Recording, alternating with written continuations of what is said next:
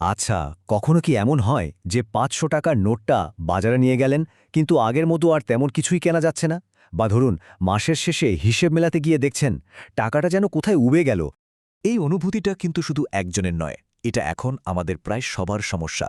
মনে হচ্ছে যেন কেউ আমাদের পকেট থেকে নিঃশব্দে টাকা বের করে নিচ্ছে।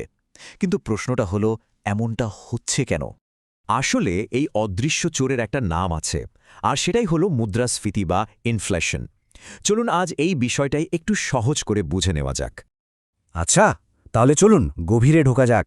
ইনফ্লেশন কিভাবে আমাদের এত কষ্টের টাকাটার দাম, আসল মূল্য দিনে দিনে কমিয়ে দিচ্ছে, সেটাই একটু দেখি।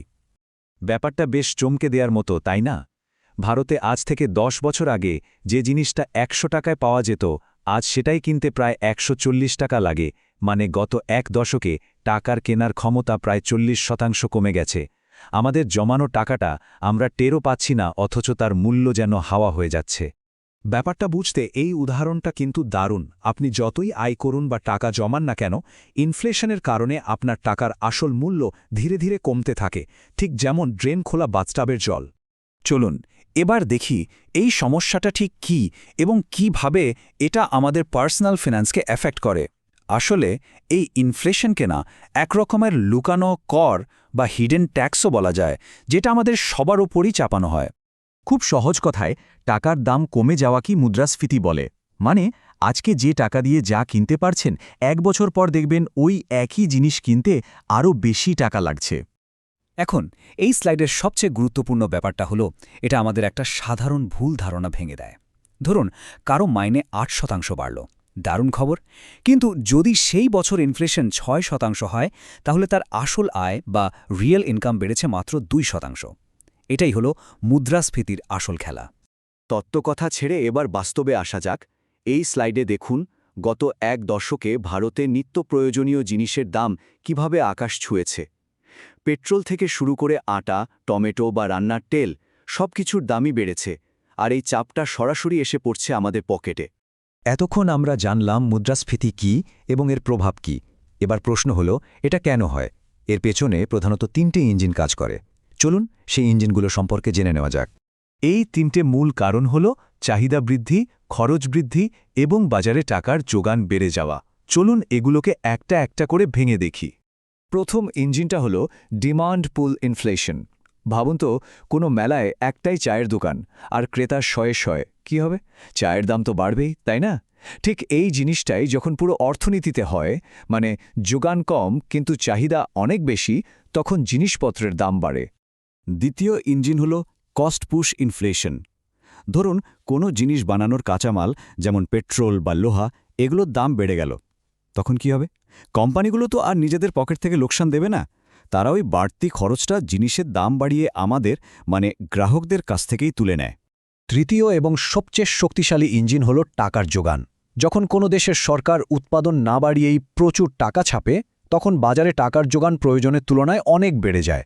ব্যাপারটা অনেকটা এরকম, জিনিস আছে 10টা, কিন্তু কেনার লোক 100 জন, আর সবার হাতেই প্রচুর টাকা। তখন কি হবে? টাকার দামই কমে যাবে আর জিনিসের দাম বেড়ে যাবে। তাহলে এই ইনফ্লেশন বা অর্থনৈতিক জ্বরকে সামলানোর উপায় কি? আরবিআইয়ের মতো কেন্দ্রীয় ব্যাংকগুলো কিভাবে এই পরিস্থিতি নিয়ন্ত্রণ করার চেষ্টা করে, আসুন সেটা দেখি।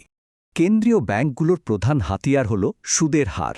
সুদের হার বাড়ানোটা অনেকটা দ্রুতগতিতে চলা গাড়িতে ব্রেক কষার মতো।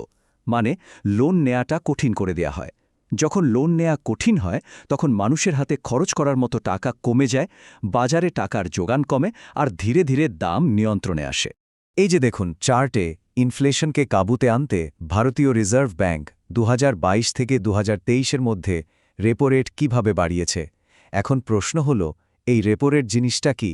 খুব সহজ করে বললে, এটা হলো সেই সুদের হার যে হারে আরবিআই অন্য ব্যাংকগুলোকে টাকা ধার দেয়। এখন এটা বাড়লে কি হয়? ব্যাংকগুলো তখন হোম লোন বা কার লোনের মতো অন্যান্য লোনের সুদ বাড়িয়ে দেয়, ফলে মানুষের হাতে খরচ করার টাকা কমে যায়। ভারতের অর্থনীতি কিন্তু মুদ্রাস্ফীতির জন্য বিশেষভাবে দুর্বল। এর ৩টে প্রধান কারণ হল, প্রথমত, আমদানিকৃত অপরিশোধিত তেলের ওপর অতিরিক্ত নির্ভরতা। মানে আন্তর্জাতিক বাজারে দাম বাড়লেই আমাদের এখানেও বাড়ে। এরপর আছে কৃষিক্ষেত্রে ভালো মন্দ বর্ষার ওপর নির্ভরতা। মানে বৃষ্টি ভালো না হলেই সবজির দাম আকাশ ছোঁয়া। আর শেষে শক্তিশালী ডলারের তুলনায় টাকার দামের ওঠানামা। আলোচনাটা এখানেই শেষ নয়। সবচেয়ে গুরুত্বপূর্ণ প্রশ্ন হল, এই মুদ্রাস্ফীতির হাত থেকে সাধারণ মানুষ নিজেদের সঞ্চয়কে বাঁচাবে কিভাবে? আসুন এবার সুরক্ষার পথগুলো খুঁজে বের করি। কিন্তু তার আগে একটা অন্যরকম প্রশ্ন, ইনফ্লেশন কি সবসময় খারাপ? উত্তরটা হয়তো একটু অবাক করার মতোই। ব্যাপারটা হলো অল্প পরিমাণে ইনফ্লেশন, ধরুন 2 থেকে 4%, এটা কিন্তু অর্থনীতির জন্য ভালো। এটা মানুষকে খরচ করতে ও বিনিয়োগ করতে উৎসাহিত করে। এর উল্টোটা মানে ডিফ্লেশন বা মুদ্রা সংকোচন, সেটা কিন্তু আরও ভয়ঙ্কর। মানে যখন জিনিসপত্রের দাম লাগাতার কমতে থাকে। শুনতে দারুণ লাগছে তাই না? কিন্তু এর ফলে কি হয়? মানুষ ভাবে দাম তো আরও কমবে, এখন কিনব না। ফলে কেনাকাটা বন্ধ হয়ে যায়, ব্যবসা লাটে ওঠে, বেকারত্ব বাড়ে। যেমনটা জাপানের লস্ট ডিকেডসের সময় হয়েছিল। তাহলে মুদ্রাস্ফীতির সময় কোন জিনিসগুলো সবচেয়ে বেশি ক্ষতিগ্রস্ত হয়? উত্তরটা সহজ, ক্যাশ বা নগদ টাকা, সেভিংস অ্যাকাউন্টে রাখা টাকা এবং ফিক্সড রিটার্নের বন্ড। কারণ এগুলোর উপর সুদের হার সাধারণত মুদ্রাস্ফীতির হারকে ছাপিয়ে যেতে পারে না, ফলে টাকার আসল মূল্য কমতেই থাকে। তাহলে উপায়টা কি? কিছু অ্যাসেট বা সম্পদ আছে যেগুলো ইনফ্লেশনের বিরুদ্ধে একটা ঢালের মতো কাজ করে। ঐতিহাসিকভাবে দেখা গেছে যে ইকুইটি বা শেয়ার, সোনা এবং রিয়েল এস্টেটের মতো সম্পদে বিনিয়োগ করলে দীর্ঘমেয়াদে মুদ্রাস্ফীতিকে হারানো সম্ভব। শেষমেশ আসল কথাটা হলো এটাই, লক্ষ্য শুধু বেশি টাকা আয় করা নয়, বরং সেই টাকাকে এমনভাবে কাজে লাগানো যাতে তা মুদ্রাস্ফীতির থেকেও দ্রুত গতিতে বাড়তে পারে। ইনফ্লেশনকে বোঝা এবং সেই অনুযায়ী নিজের আর্থিক পরিকল্পনা করাই হলো আসল স্মার্ট পদক্ষেপ।